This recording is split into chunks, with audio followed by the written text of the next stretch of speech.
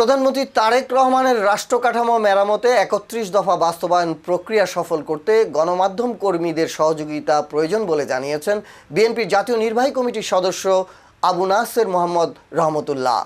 বৃহস্পতিবার ২৬ ফেব্রুয়ারি বরিশাল নগরীর সদর রোডস্থ কিংফিশার রেস্টুরেন্টে নিজ উদ্যোগে সাংবাদিকদের সম্মানে আয়োজিত ইফতার ও দোয়া মাহফিলে তিনি এ কথা বলেন।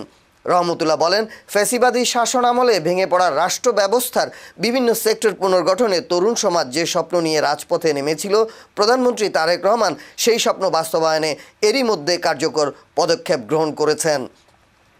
দায়িত্ব গ্রহণের পর অল্প সময়ের মধ্যে নেওয়া উদ্যোগ দেশ জুড়ে আশাবাদ তৈরি করেছে। তিনি বলেন, রাষ্ট্রের ভাঙন মেরামত করতে হলে সকল শ্রেণী পেশার মানুষের সম্মিলিত সহযোগিতা প্রয়োজন। বিশেষ করে গণমাধ্যম কর্মীদের সক্রিয় ও দায়িত্বশীল ভূমিকা ছাড়া গণতন্ত্র প্রতিষ্ঠা ও টেকসই করা সম্ভব নয়।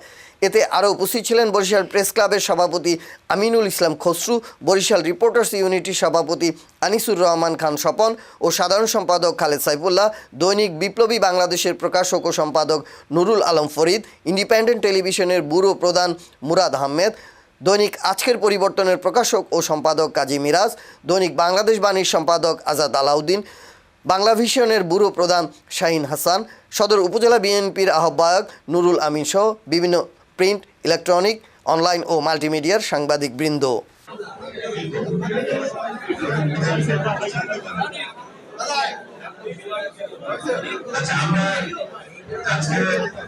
আমি জাস্ট ওয়ার আগে ইফতারের পরে দুটি কথা বলতে চাই।